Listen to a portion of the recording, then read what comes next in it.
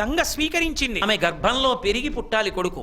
కానీ శివతేజస్సు గంగలోకి ప్రవేశించగానే క్షుభితమైపోయింది ఆవిడ. ఆ శివతేజస్సుని పట్టలేకపోయింది. ఉడికిపోయి, అమ్మ బాబోయ్ ఈ వేడి నేను భరించలేను, ఈ పిండాన్ని విడిచిపెట్టేస్తానంది. ఇంకా పూర్తిగా ఏర్పడనటువంటి ఆ పిండాన్ని వదిలిపెట్టేస్తానని భరించలేక బాధపడుతున్నటువంటి గంగమ్మతో అగ్నిహోత్రుడు, దేవతలు ఆ పిల్లాన్ని నీ కడుపులోంచి జారిపోతున్నవాణ్ణి, ఇంకా నిండుగా ప్రసవ సమయం ఆసన్నం అవ్వకుండానే జారిపోతున్నవాణ్ణి, గర్భస్రావం అవుతున్నవాణ్ణి తీసుకుని వెళ్ళి హిమాలయ పర్వత ప్రాంతములలో ఉన్న చిన్న కొండ మీద ఉన్న రెల్లు దుబ్బులలో విడిచిపెట్టేవన్నారు. తీసుకెళ్ళి గంగమ్మ వదిలేసింది. అక్కడ పుట్టాడు. గంగకి గర్భస్రావం అయితే పుట్టాడు కాబట్టి స్కందుడు అని పేరు వచ్చింది. గంగకి గర్భస్రావం అయితే పుట్టిన వాడికి నవదుర్గలలో వచ్చిన అమ్మవారికి స్కందమాత అన్న పేరు ఎలా అన్వయం అవుతుంది? గంగా గర్భం కదా స్రావం అయింది, అమ్మవారు ఎలా తల్లి అయింది? అక్కడ స్కందమాత అన్న నామం ఎలా అన్వయం అవుతుంది? అంటే దీని ఒకానొకప్పుడు ఒక ఆశ్చర్యకరమైన సందర్భం. అసలు మీరు జాగ్రత్తగా గమనిస్తే అమ్మవారి యందు ఒక చమత్కారం ఉంటుంది. ఆవిడ కావాలని మన్మధుణ్ణి ప్రేరేపిస్తుంది. ఒక్కొక్కసారి ఎలా ప్రేరేపిస్తుందో తెలుసా? పరమ మహితాత్ముడు, అపార జ్ఞాన సంపన్నుడు, ఆచారనిష్ట కలిగినటువంటి వాడు, బ్రహ్మవేత్త, బ్రహ్మజ్ఞానం ఉన్నవాడు, అటువంటి వాడికి అకస్మాత్తుగా కామం పుట్టి ఆయన యొక్క వీర్యము స్ఖలనం అయ్యేట్టు చేస్తుంది మన్మధుణ్ణి ప్రేరేపించి. మరి అలా చేయడం తప్పు కదా? ఎందుకు అలా చేయడం?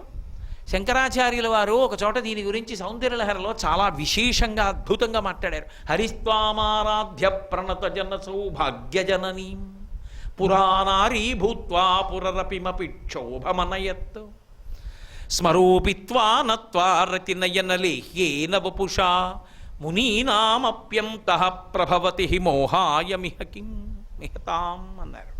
అమ్మా, నువ్వు ఎంత శక్తివంతురాలివంటే ఎందుకు పనికి రాకుండా పోయి శరీరం కాలిపోయినటువంటి మన్మధుడికి నీ యొక్క అపాంగతే లబ్ధ్వా కడగంటి చూపుతో శక్తినిచ్చేశావు. ఇప్పుడు ఆ మన్మధుడు ఏం చేస్తున్నాడు? మీ ఆయన మీదే బాణాలు వేసి బావమరిది శ్రీ మహావిష్ణువు వెంట పరిగెత్తేట్టు చేశాడు, శివుడికి వీర్యస్ఖలనం అయ్యేట్టు చేశాడు. ఎంత గొప్పదానివమ్మా అన్నారు. ఇది మొగుడిని బజార్లో పరేయడమా? మొగుడికి కీర్తి తేవడమా? ఇంకేం పాతివ్రత్యం? ఎలా శ్లోకానికి అర్థం అన్వయం చేయడం అంటే, అమ్మవారు పరమశివుడికి కూడా కామం కలిగేట్టు చేసింది ఒకప్పుడు మన్మధుడిని ప్రేరేపించి. ఎందుకని అంటే దానికి ఒక కారణం ఉంది. హరిస్వామారాధ్య ప్రణతజన సౌభాగ్యజననీం. ప్రణతజన సౌభాగ్యజననీం, ఏ ఆడది ఆమె ముందు వంగి నమస్కరిస్తుందో వారికి సౌభాగ్యం ఇస్తుంది. లేదు, పురుషులైనా సరే ఆమె ముందు వంగి నమస్కరిస్తే చాలు సకల సంపదలను ఇస్తుంది. అటువంటి తల్లిని ఉపాసన చేశారు శ్రీ మహావిష్ణువు. ఎప్పుడు మోహినిగా తాను అమృతాన్ని పంచిపెట్టేటప్పుడు లోకంలో అందం అంటే అమ్మవారిదే కనుక ఆ అందం తనకి రావాలి మోహినిగా అని అమ్మవారిని ఉపాసన చేశాడు. అమ్మవారంది నా అందం నీకు ఇస్తున్నాను అన్నయ్య అంది. విష్ణువు వైష్ణవి నారాయణ నారాయణి ఇద్దరు అన్నా చెల్లెళ్ళు. అందుకని నేను ఇస్తున్నాను అందం అంది. ఇప్పుడు శ్రీ మహావిష్ణువు మోహిని రూపంతో అచ్చో అమ్మవారిలా తయారయ్యాడు. రాక్షసులు ఆయన్ని చూసి భ్రమపడ్డారు. రాక్షసులకి పెట్టకుండా దేవతలకి పెట్టి లోకాలని రక్షించాడు. ఈ విషయం పరమశివుడికి చేరింది. ఏమంటే మీ బావమరిది అచ్చు మీ ఆవిళ్ళ ఉంటాడంటే మీరు చూశారో చూడలేదో ఎప్పుడైనా? మీ బావమరిది తువ్వాలి ఇలా వేసుకుంటే అచ్చు మీ ఆవిడలాగే ఉంటాడండి అంటే ఏది ఓసారి వేసుకోరా చూస్తానంటాడు. అంటే తన భార్యలా ఉన్నాడు చూడాలని. అలా ఏమిటో శ్రీ మహావిష్ణువు అలా ఉన్నారట చూడాలని పరమశివుడు బయలుదేరాడు. ఏదో ఒక్కసారి మోహినిలా కనపడు అన్నాడు. ఎందుకులేండి బావగారు, ఇప్పుడు అవన్నీ ఏదో అయిపోయింది కదా, హలాహల ఆహా అమృతోత్పాదనం అమృతాన్ని పంచిపెట్టడం అయిపోయి ఇప్పుడు ఎందుకు ఎదురు ఆ వేషాలన్నీ అన్నాడు. అబ్బే అలా కాదు, ఒకసారి కనపడవాయ్. బావమరిది సంతోషం కదా మరి, అందుకని ఒకసారి ఆయన మళ్ళీ మోహిని వేషం కట్టి అలా నడిచి వెళ్తున్నాడు. అచ్చు వాళ్ళ వీళ్ళ కనపడడంలో ఆయన వెంటపడ్డాడు. అంటే మీరు నన్ను ఒకటి అడగచ్చు, ఏమండి పరమశివుడు కదా, ఈశాన సర్వ విద్యానాం ఈశ్వర సర్వభూతానాం బ్రహ్మాధిపతి బ్రహ్మణోధిపతి బ్రహ్మ శివోమి అస్తు సదాశివోం. తెలియదండి బావమరిది వేషం కట్టాడని అడిగింది తనే కదా, అమ్మవారు పక్కనే ఉంది కదా, పరిగెత్తడం ఏమిటండి, ఏమిటి పురాణాలు ఏమిటి కథలు ఇవన్నీ విని ఎలా నమస్కారాలు పెట్టమండి అని అడగచ్చు. అలా పరిగెత్తేట్టు ఆవిడే చేసింది. ఆవిడ శక్తిస్వరూపిణి. ఆవిడ అలా ఎందుకు చేసిందో తెలుసా? ఆయన పరువు వీధిలో పడేయడానికి కాదు. మహిషి అని ఒక రాక్షసి ఉంది, అదనుకుంది ఇద్దరు పురుషులకి పిల్లలు ఎలా పుడతారు, అందుకని శివకేశవులకి బిడ్డడు పుడితే వాడి చేతిలో చచ్చిపోతారు. ఇప్పుడు వాళ్ళిద్దరికీ పిల్లాడు పుడితే తప్ప మహిషి సంహారం అయితే తప్ప లోకాలు చల్లగా ఉండవు. అందుకని మన్మధుడికి శక్తినిచ్చి పరమశివుడికి కామం కలిగేట్టు చేసి వీర్యస్ఖలనం చేయించి శివకేశవులకి బిడ్డడు పుడితే అయ్యప్పని చేసి దేవాలయంలో కూర్చోబెట్టి మహిషి సంహారం చేయించింది ఆవిడ. ఆవిడ చేసిన దాంట్లో లోకోపకారం ఉంటుంది. హరిస్వామారాధ్య ప్రణత జన సౌభాగ్య జననీం పురాణారీ భూత్వా పురరపిమపి క్షోభమనయత్ స్మరూపిత్వా నత్వా రతిలయనలేహ్యేన వపుషా మునీనామప్యంతః ప్రభవతి మోహాయ మహతాం. సంసారాలు విడిచిపెట్టి ముక్కు మూసుకుని తపస్సు చేసుకుంటున్నటువంటి మహితాత్ములైనటువంటి వారి మనసు కదుపుతూ ఉంటుంది ఆవిడ. ఎందుకు అలా కలపడం, మన్మథ బాణాలు వేయించి మన్మధుడికి అంత శక్తి ఎందుకు ఇవ్వడం అంటే, అటువంటి మహాత్ములైన వారి మనసు కదిలి కామము కదిలి వాళ్ళ తేజస్సు స్ఖలనమైతే తప్ప ఈ లోకమునకు మహోపకారము చెయ్యగలిగినటువంటి మహాపురుషులు జనించరు. అటువంటి మహాపురుష జననం జరగాలి అంటే వేరొక మహాపురుషుడి యొక్క మనస్సు కదలాలి, అందుకు కదుపుతుంది. పరాశరుడి మనసు ఎందుకు కదిపింది అంటే, పరాశరుడి మనసు కదిలి వీర్యము స్ఖలనమైతే తప్ప వ్యాస భగవానుడు ఉదయించడు. వ్యాస భగవానుడు ఉదయిస్తే తప్ప వేద విభాగం చేసేవాడు లేడు, 18 పురాణములు చెప్పేవాడు లేడు. అందుకు పరాశర మహర్షి యొక్క మనసు కదిపేటటువంటి శక్తి అనుగ్రహించింది తప్ప ఆమెకు అదే పని కాదు. ఆమె అలా ధూర్తచేష్టితములు చేసేటటువంటి తల్లి కాదు. ఆమెకు ఒక లక్షణం ఉంటుంది, మహాత్ములు ప్రభవించడానికి ఆమె కారణమవుతుంటుంది, లోకములను సంస్కరించడం కోసం. లేకపోతే మనకి చెప్పేవాడు ఎవడుంటాడు? అటువంటి వాడు పుట్టాలి అంటే అమ్మవారి అనుగ్రహంతో మహాత్ముల యొక్క తేజస్సు కలిగితే మళ్ళీ మహాపురుష జననం కలుగుతుంది. అందుకే తెలిసి తెలియక మహాత్ముల జననమును ప్రశ్న చెయ్యవద్దు అని చెప్తారు. నీకు తెలియకపోతే నమస్కారం పెట్టి వదిలిపెట్టి, అంతేకాని అలాంటి వాటి జోలికి వెళ్ళవద్దని చెప్తారు. అటువంటి తల్లికి ఒక లక్షణం ఉంది, పరమ మహాత్ములైన వాళ్ళు పుట్టడానికి ఆవిడ కారణమైతే ఆవిడికి కడుపులో ఒక మహాజ్ఞానికి తల్లినవ్వాలన్న కోరిక ఉంటుందా ఉండదా? ఎంత కాదన్నా ఆవిడ ఒకరికి ఇల్లాలు లోకానికి తల్లే కదండి, ఉండదు మరి ఆ కోరిక. అందుకే దీనికి సంబంధించిన రహస్యాన్ని త్రిపుర రహస్యంలో చెప్పారు. ఒకానొకప్పుడు సనత్కుమారుల వారికి ఓ కల వచ్చింది. సనత్కుమారుల వారు నిరంతరము బ్రహ్మస్థితిలో ఉంటారు. వారు బ్రహ్మమానస పుత్రులు, సనకసనందనాదుల్లో ఒకరు. అటువంటి వారికి కల వచ్చింది. ఆ కలలో ఆయన దేవతాపక్షానికి నాయకత్వం వహించి రాక్షసుల మీద యుద్ధం చేసి రాక్షసుల్ని చంపినట్టు కలొచ్చింది. అసలు దేనితోనూ సంగం లేకుండా ఎప్పుడూ నేను బ్రహ్మమును గురించి ఆలోచిస్తూ బ్రహ్మముగా ఉండేటటువంటి వాణ్ణి, నాకేమిటి ఇలాంటి ఆలోచన వచ్చింది దేవతలని రాక్షసులని ఆయన ఆశ్చర్యపోయి తండ్రి బ్రహ్మగారి దగ్గరికి వెళ్ళాడు. వెళ్ళి బ్రహ్మగారిని అడిగాడు, నాన్నగారు నాకు ఇలాంటి కల ఎందుకు వచ్చింది అన్నాడు. అంటే బ్రహ్మగారు అన్నారు, రేయ్ నువ్వు కిందటి జన్మలో ఉండగా వేదాభ్యాసం చేస్తున్నప్పుడు బ్రహ్మచారిగా ఉన్న రోజుల్లో వేదంలో రాక్షస యుద్ధాల గురించి చదివి ఎప్పటికైనా దేవతల పక్షానికి నాయకత్వం వహించి రాక్షస సంహారం చెయ్యాలనేటటువంటి కోరిక ఒకటి నీ మనసులో ప్రవేశించి వాసనాబలంగా ఉండిపోయింది, అందుకు కలొచ్చింది. ఇప్పుడు ఆ వాసన క్షయమైపోవాలంటే ఆ కోరిక తీరిపోవాలి.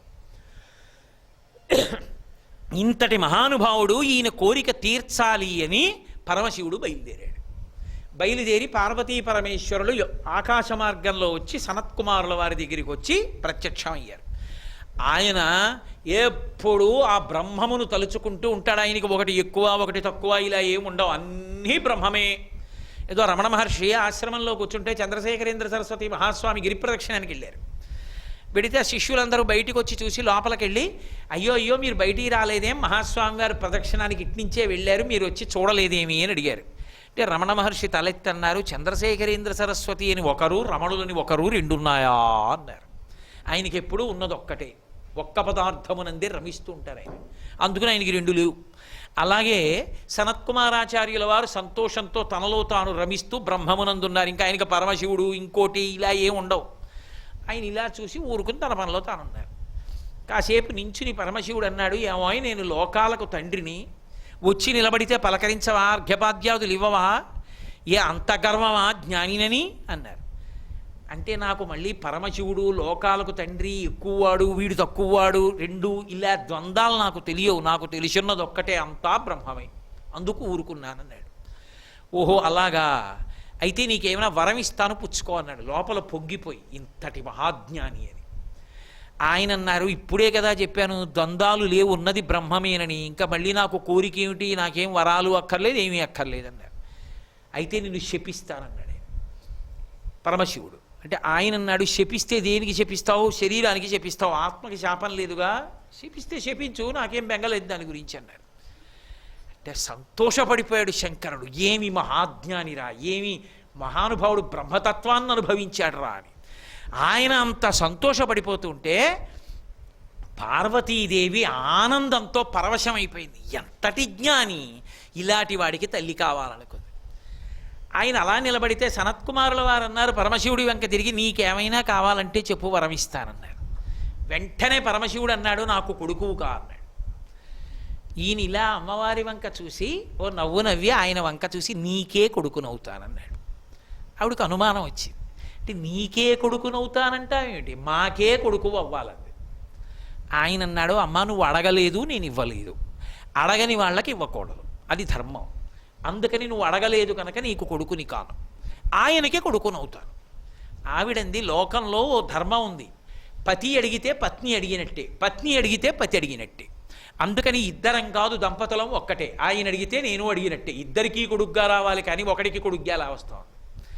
అమ్మా ఏమీ అనుకోకు, కానీ నువ్వు ఎంత జగన్మాతవైనా, ఎంత లోకరక్షణ కర్తృత్వం ఉన్నదానివైనా, అమ్మా ఒక స్త్రీ కడుపులో అధోముఖంగా పడుకొని యోని సంభవుణ్ణి కాలేనమ్మా, నేను శివుడికి కొడుకుగా వస్తానన్నాడు. ఆవిడ చాలా బాధపడిపోయింది. ఇంతటి మహాజ్ఞాని నాకు కొడుకు కాకపోతే ఎలా అని ఆవిడ ఒక కోరిక కోరింది. సరే, నా కడుపులో పెరగకపోయినా నువ్వు నాకే కొడుకువి కావాలి. అందుకే ఏం చేస్తావో తెలుసా, నువ్వు పుట్టినప్పుడు ఒకానొకప్పుడు కైలాస పర్వతం మీద భస్మాసురుడు తపస్సు చేస్తే నా భర్త అయినటువంటి శంకరుడు అనుగ్రహించి భస్మాసురుడు దేని మీద చెయ్యి పెడితే అది భస్మమైపోయేటట్టుగా అనుగ్రహించాడు. శంకరుడు తల మీదే చెయ్యి పెడతానని భస్మాసురుడు బయలుదేరితే అంతర్ధానం అయిపోయాడు. ఆమె ఆదిశక్తి అయినా భర్తని అనుగమిస్తుంది పతివ్రతగా, తాను ఆయన్ని చంపకూడదు కనుక తాను కనపడకుండా తాను అంతర్ధానమైంది. అంతర్ధానం అయిపోయేటప్పుడు తన శరీరాన్ని ఒక నీటి కుండంగా మార్చి తటాకంగా మార్చింది. దాన్ని శరవణ తటాకం అంటారు, కైలాస పర్వతం పాదాల దగ్గర ఉంది. కాబట్టి నువ్వు నా శరీరంలోంచి రాను అంటే ఒక పని చేయి, నువ్వు పుట్టేటప్పుడు ఆ శరవణ తటాకంలోంచి బయటికి రా, నీకు శరవణ భవ అని పేరు, నీ మంత్రం కూడా అంతే షడక్షరి, అందుకని శరవణ భవుడివికా అంది. అమ్మ అలాగే వస్తానమ్మా అయితే అన్నారు. అందుకే గంగకి గర్భస్రావం అయితే ఆయన పుట్టింది ఎక్కడి నుంచి అంటే శరవణ తటాకంలోంచి బయటికి వచ్చాడు. అందుకే అమ్మ చేతి శూలం తాను పట్టుకుని అచ్చు అమ్మలాగే ముద్దులు మూట కడుతూ కూర్చుంటాడు. అందుకని స్కందమాత, ఇప్పుడు ఆవిడ స్కందుడికి తల్లే కదూ, శరవణ భవ కదూ. అందుకని అమ్మవారి కోరిక, లోకంలో అందరి కోరికలు తీర్చే అమ్మవారికి కోరిక ఏమిటంటే మహాజ్ఞానికి తల్లి కావాలని కోరుకుంటుంది. ఆవిడ కోరుకునే కోరిక ఏమిటంటే మహాజ్ఞాని. ఎక్కడ జ్ఞాని అంటే పుస్తకాలు చదువుకున్నవాడును యూనివర్సిటీల్లో పనిచేసేవాళ్ళు అని కాదు నా ఉద్దేశం. వాళ్ళకి ఆచార్య ఎలా ఉంటుందో నాకు తెలియదు కూడా. నేను చదువుకున్న వేదాంతంలో ఆచార్య అంటే వేదాంతమును ఆచరించేవాడు. నేను ఎవరిని తక్కువ చేయాలని ఈ మాట అంటలేదు, ఆచార్య అన్వయం నాకు తెలియలేదని చెప్పానంతే. కాబట్టి అటువంటి జ్ఞాని ఎక్కడుంటాడో, జ్ఞాని అంటే భక్తితో కూడిన కర్మాచరణము వలన భగవంతుని యొక్క అన్ని చోట్ల బ్రహ్మమును చూడగలిగిన వాడు.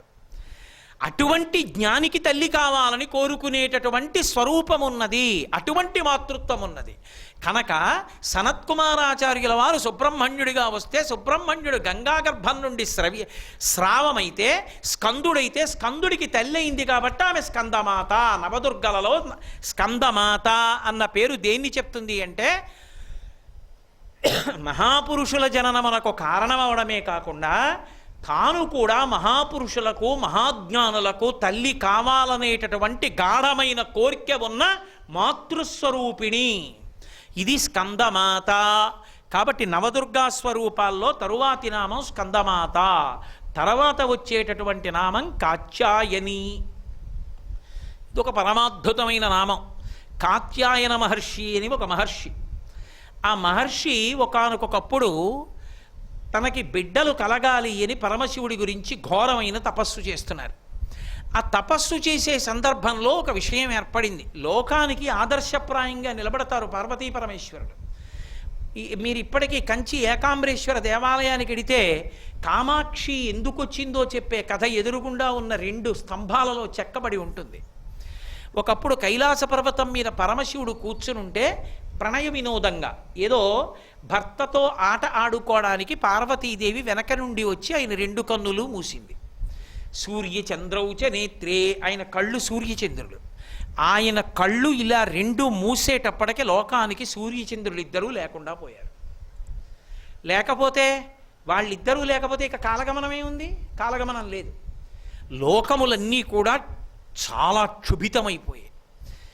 వెంటనే పరమశివుడు లోకాల్ని ఆదుకుని కాంతిని ప్రసరించడం కోసం 3వ కన్ను తెరిచి అగ్ని సంబంధమైన కాంతిని వర్షించాడు. ఆమె 2 చేతులు తీసి భర్త వంక చూసింది. ఆమె సర్వజ్ఞ, ఆమె తెలియనిది ఏం కాదు. నేను ప్రణయానికి మీ 2 కన్నుల మీద చేతులు పెట్టినా లోకానికి జరిగిన ఉపద్రవాన్ని గ్రహించాను. ఇంత ఇబ్బంది ఇంతమందికి జరిగింది కాబట్టి ప్రాయశ్చిత్తం చేసుకుంటానంది. ప్రాయశ్చిత్త కర్మని అంత తేలిగ్గా తీసి అవతల పారేయకూడదు. అమ్మవారంతటిది లోకానికి చూపించింది. ఒక తప్పు జరిగితే పోగొట్టుకునే మార్గం. కావాలని తప్పు చెయ్య ప్రాయశ్చిత్తం చేసుకోను కాదు. ఎప్పుడో ఏదో పొరపాటున అవధి దాటిపోయి జరిగితే ప్రాయశ్చిత్తం. అంతేగాని అదే పనిగా తప్పు చేయను ప్రాయశ్చిత్తం చేసుకోను ఉంటున్న వాళ్ళకి ప్రాయశ్చిత్తాలు పనిచేస్తాయని చెప్పడానికి ఏముండదు. అదేం మార్గం కాదు. మురికిలో చెయ్యట్ట సబ్బెట్టి కడుక్కోనుకి. కాబట్టి నేను ప్రాయశ్చిత్తం చేసుకుంటానంది. పరమశివుడు అన్నాడు, ప్రాయశ్చిత్తం చేసుకుంటానంటే ఒక పని చేయి, భూమండలం మీదకి వెళ్ళి తపస్సు చేయి, అదిగో ఆ కాత్యాయనుడి కోరిక కూడా తీరుతుందన్నాడు. వెంటనే ఆమె ఒక శిశు రూపాన్ని పొంది బదరికాశ్రమంలో పడుకుంది. కాత్యాయన మహర్షి పరమశివుడి అనుగ్రహం కోసం తపస్సు చేస్తున్నాడు, బిడ్డ కోసం. ఆయనని అనుగ్రహించి ఆయనకి కుమార్తెగా వెళ్ళాలని ఒక పసిబిడ్డ రూపంలో ఆయనకి కనపడింది బదరికాశ్రమంలో. ఆయన బిడ్డని తీసుకుని పెంచాడు. కాత్యాయనుడికి బిడ్డగా దొరికి అనుగ్రహించింది కాబట్టి కాత్యాయని అయింది. ఇప్పుడు ఆ పిల్ల పెరిగి యవ్వనంలోకి వచ్చింది. నేను నిన్ననే మీతో మనవి చేశా, ఆమె ఎంతమందికైనా కూతురు, కానీ ఒక్క పరమశివుడికే ఇల్లాలు. అందుకే కాత్యాయని మహర్షి అన్నారు, నువ్వు యవ్వనంలోకి ప్రవేశించావు, నీ భర్తని తెలుసుకోగలిగిన సమర్థత నీదే. అందుకని తపస్సు ఇక్కడ మాని పరమశివుణ్ణి భర్తగా పొందడానికి ఎక్కడ తపస్సు చేస్తే సిద్ధిస్తుందో ఆ ప్రదేశం సత్యవ్రత క్షేత్రం, అంటే కాంచీపురం. దక్షిణాన ఉన్న ఏకైక మోక్షపురి. అయోధ్య మధురామాయా కాశీ కాంచీ అవంతికాపురి ద్వారవతీ చైవా సప్తైతే మోక్షదాయక అని. అందుకని దక్షిణాన ఉన్న ఏకైక మోక్షపురి కాబట్టి సత్యవ్రత క్షేత్రం అని పేరు. నువ్వు కాంచీపురంలోకి వెళ్ళిపోయావని గుర్తేమిటంటే నీకు కొన్ని వస్తువులు ఇస్తాను. ఒక గొడుగు, ఒక వింజామర, ఒక విషినికర్ర, గంగతీర్థం, గంగ ఒడ్డున ఉన్న ఇసక, ఒక యోగదండం, ఓ పుస్తకం, వేయించిన పెసలు, ఇలాంటి వస్తువులు ఇస్తాను. ఈ వస్తువులన్నీ మార్పు చెందుతాయి కాంచీపురంలోకి వెడితే. నీ దగ్గరున్నటువంటి కుంభం యోగదండంగా మారిపోతుంది, యోగదండం త్రిశూలంగా మారిపోతుంది, ఇసుక బిల్వదళాలుగా మారిపోతుంది. ఇలా వస్తువులు ఎక్కడ మారతాయో అది కాంచీపురం అని గుర్తించు అన్నాడు. అమ్మవారికి తెలియక లౌకికంగా తండ్రి ఆజ్ఞ పాలిస్తుంది లోకానికి ధర్మం నేర్పడానికి. ఆమె కాంచీపురం వచ్చింది. వచ్చి తపస్సులో కూర్చుని తపస్సు చేస్తోంది. పరమశివుడి కోసం తపస్సు చేస్తుంటే పరమశివుడు ఎప్పుడూ ఆవిడ పాతివ్రత్యాన్ని లోకానికి చెప్తుంటాడు. అది పరీక్ష, అంతేగాని ఆయన భార్యను ఆయన పరీక్షలు పెట్టాడు. కాబట్టి ఆయన ఏం చేశాడంటే ఏం చేస్తుందో చూస్తానని ఆమె 2 చేతులతో ఇసక ఇలా తీసి కుప్ప చేసింది. అదే సైకతలింగం. ఆ సైకతలింగానికి పూజ చేస్తోంది. ఏం చేస్తుందో చూస్తానని తన జటాజూటంలోంచి బ్రహ్మాండమైన గంగా ప్రవాహాన్ని విడిచిపెట్టాడు. ఆమె తన పక్కనే ఉన్నటువంటి దుర్గాస్వరూపాన్ని పిలిచి, అదిగో అంత పెద్ద ప్రవాహం వచ్చేస్తోంది, ఆ ప్రవాహాన్ని ఆపు చేయమంది. జలప్రళయబంధిని అన్న పేరుతో దుర్గామాత తన దగ్గర ఉన్నటువంటి ఒక కపాలంలోకి మొత్తం గంగనంతటిని పట్టేసింది. పరమశివుడు చూశాడు. ఓహో, తన దగ్గర ఉన్నటువంటి చెలికత్తె సహాయంతో ప్రవాహాన్ని ఆపింది, చూస్తాను ఏం చేస్తుందో అని భూమి ఆకాశాలు ఏకమైపోయేంత ప్రవాహం పంపాడు. ఆవిడ వెంటనే తన అన్నగారైన శ్రీ మహావిష్ణువుని ప్రార్థించింది. అన్నయ్య మీ బావగారు ఇంత పని చేస్తున్నారు, ఇంత ప్రవాహం వచ్చేస్తోంది, శివలింగం కొట్టుకుపోతుందేమో అంది. అంటే ఆయన అన్నాడు, ప్రవాహం వస్తోంది నువ్వు కొట్టుకుపోతున్నావని కాదు నీ బెంగ, శివలింగం కొట్టుకుపోతుందని. ఆ భక్తి ఆవిష్కరించమ్మా, బావగారు పరవశలవుతారు అన్నాడు. అనగానే ఆవిడ గబగబా వంగి శివలింగాన్ని కౌగిలించుకుంది. ఉమాలింగన సంక్రాంత కుచకంకణముద్రితం లింగమేకాం రనాథస్యాసైకతం సముపాస్మహే. అందుకే ఇప్పటికీ ఏకాంబరేశ్వర శివలింగం మీద పార్వతీదేవి యొక్క కుచుముల ముద్రలు, ఆవిడ చేతి కంకణముల ముద్రలు ఉంటాయి. నీటితో అభిషేకం చెయ్యకూడదు కాబట్టే ఇప్పటికీ మల్లె నూనెతో అభిషేకం చేస్తుంటారు ఏకాంబరేశ్వర లింగానికి. పౌరై గూళ్ళ కనపడుతుంది చూడ్డానికి. అటువంటి శివలింగాన్ని కౌగిలించుకుంటే పరమశివుడు ఆమె యొక్క భక్తిని చూసి పరవశించిపోయాడు. తాను ఏ చిన్న దోషం చేసిందో ఆ దోషానికి ప్రాయశ్చిత్తం అయిపోయింది పతిభక్తి చేత. ఇప్పుడు ఆయన గభాలన అవతరించాడు. వచ్చేస్తోంది గంగ. మరి ఆయన వదిలిపెట్టిన గంగేగా. కాలెత్తి ఒక్క దన్ను తన్నాడు. తంతే వెంటనే ఆ గంగ భూమిలోకి వెళ్ళిపోయింది అంతర్వాహినిగా. వెళ్ళిపోయి పక్క నుంచి భూమి లోపల ప్రవహిస్తుంది. అందుకే మీరు ఇప్పటికీ ఏకాంబరేశ్వర క్షేత్రానికి వెడితే పరిమళ కుంతలాంబ అని ఉంటుంది సహస్రలింగం. చంద్రశేఖరేంద్ర సరస్వతి మహాస్వామి వారికి సహస్ర చంద్ర దర్శనోత్సవాలు జరిగినప్పుడు అందులో రజతలింగాలు పెట్టి అభిషేకం చేశారు. ఆ సహస్రలింగం దగ్గరికి వెళ్ళినప్పుడు భూమి పక్కన ఉన్న తూము దగ్గర చెవి పెట్టి వింటే గుడుగుడు గుడుగుడు గుడుగుడు శబ్దం వినబడుతుంది. ఆ ప్రవాహాన్ని చూసి ఆ అమ్మవారు భయపడి శివలింగం కొట్టుకుపోతుందని కంపా కంపా కంపా అంది. భయపడుతున్నానంది. ఆవిడికి భయం కాదు, భర్త శివలింగం కోసం. అందుకని కంపానది. మీరు ఇప్పటికీ అక్కడికి వెళ్ళి చూస్తే ఏకకాలంలో వరదరాజస్వామికి ఏకాంబరేశ్వరుడికి కళ్యాణం చేసే కళ్యాణ మంటపం ఉంటుంది. ఇప్పుడు దాని నిండా గబిలలు పట్టేసే, ఎవరు లోపలికి వెళ్ళలేరు. అక్కడ అడిగితే తాళం తీస్తారు. అది ఎవరో కొంచెం తెలుసున్న వాళ్ళు కామకోటి పీఠాధిపతుల్ని ప్రార్థిస్తే వాళ్ళు అనుగ్రహిస్తే తలుపు తీస్తారు.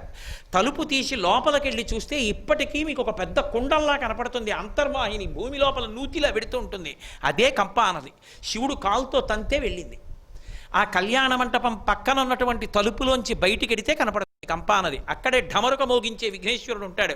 కంచిలో ఉత్సవం జరిగేటప్పుడు ఆయన దగ్గరికి వెళ్ళి చెప్పి మంగళహారతి ఇస్తారు. ఆయన ఢమరుకం మోగిస్తూ కనపడతాడు. లోకంలో ఎక్కడ ఉండడు. ఆయన ఢమరుకం మోగించి చెప్తాడు ప్రారంభం అవుతున్నాయి ఉత్సవాలని చెప్తాడు. ఢమరుక వినాయకుడు అని ఉంటాడు. అక్కడే ప్రతి సంవత్సరం పాల్గొన మాసంలో పౌర్ణమి తిథి నాడు పార్వతీ కళ్యాణం జరుగుతుంది. సుగంధ కుంతలాంబ, పరిమళ కుంతలాంబ అంటారు. అక్కడ ఒక్క చోటే చూడొచ్చు. అమ్మవారి జుత్తు సువాసనలు వచ్చే అమ్మవారు ఉంటుంది.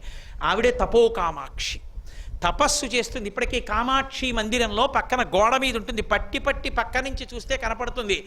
చెయ్యిలా ఎత్తిపెట్టి తపస్సు చేస్తూ ఉంటుంది. ఆ తపోకామాక్షియే కాత్యాయనీ స్వరూపం. లోకమునందు ప్రేమ, భర్త యందు అంతటి భక్తి, ఏకకాలమునందు ఆవిష్కరించినటువంటి తల్లి. అటువంటి తల్లి తపోకామాక్షి అన్న పేరుతో కాంచీ క్షేత్రమునందు వెలసి ఉన్నది.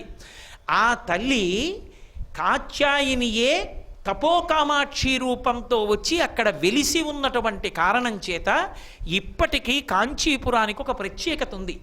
అమ్మవారు అంత తపస్సు చేసి ప్రాయశ్చిత్తం చేసుకుని పరమశివుడి పక్కన మళ్ళీ స్థానాన్ని పొందింది.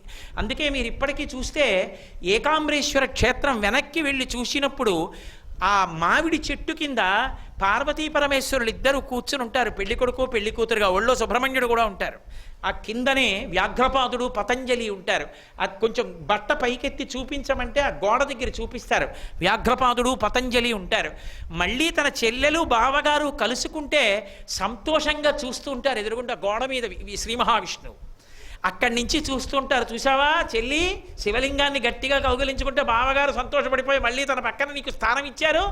శివకేశవుల మధ్య భేదం లేదని చెప్పడానికి ప్రబలతార్కాణమైన క్షేత్రము కాంచీపురం. అంత గొప్పగా ఉంటుంది అక్కడ. ఇద్దరు పెళ్లి కొడుకు పెళ్లి కూతురై ఏకపీఠం మీద కూర్చుని ఉంటారు. అందుచేతనే ఇప్పటికీ కాంచీపురంలో పాల్గొన మాసంలో వచ్చేటటువంటి శుక్లపక్ష పౌర్ణమి తిథి నాడు సుగంధ కుంతలాంబని ఊరేగింపుగా తీసుకెడతారు ఏకాంబరేశ్వర కళ్యాణానికి. ఒకనాడు తెలియకుండానే నేను కాంచీపురంలో ఉన్న తిథి నాడు. ఆ రోజు విచిత్రం ఏమిటంటే తమిళ దేశంలో ముహూర్తం పెట్టుకోరు పెళ్ళిళ్ళకి. పెళ్ళిళ్ళు చేసుకుందాం అనుకున్న వాళ్ళు కాంచీపురంలో ఏకాంబరేశ్వర క్షేత్రంలోనూ రోడ్ల మీద ఎక్కడ పడితే అక్కడే కూర్చుంటారు. తల్లి తండ్రి అత్త మామ పిల్ల పిల్లాడు కూర్చుని లోపల స్వామివారికి తలంబ్రాలు పోస్తున్నారు అని మంత్రం జరిగితే వీళ్ళు పోసేసుకుంటారు. లోపల అమ్మవారికి అయ్యవారు మంగళసూత్రం కడుతున్నారు, ఇక్కడ వీళ్ళు మంగళసూత్రం కట్టేసుకుంటారు. తమిళ దేశంలో సుముహూర్తం లేకుండా పాల్గొన మాసంలో వచ్చేటటువంటి పౌర్ణమి నాడు తపస్సు చేసినటువంటి కామాక్షి పరమశివుని యొక్క వామార్ధ భాగాన్ని పొంది తపో కామాక్షి రూపంతో వచ్చి లోకాన్ని అనుగ్రహించి ఆ తిథి నాడు ముహూర్త నిర్ణయం లేకుండా ఇన్ని వేల కళ్యాణములు జరగడానికి కారణమై, ఇంతమంది యొక్క సౌభాగ్యానికి అద్భుతమైన వైవాహిక జీవితానికి కారణమై ఆ తల్లి తపో కామాక్షి అన్న పేరుతో వచ్చినటువంటి కాత్యాయని స్వరూపం. అంత గొప్ప తల్లి కనుక నవదుర్గలలో ఒక తల్లి అయి పతిభక్తిని లోకమునందు అనురక్తిని వ్యక్తం చేసింది. అటువంటి కాత్యాయని స్వరూపం నవదుర్గలలో ఒకటి, స్మరించినంత మాత్రం చేత అనుగ్రహించగలదా తల్లి. అటువంటి తల్లికి నమస్కరిస్తూ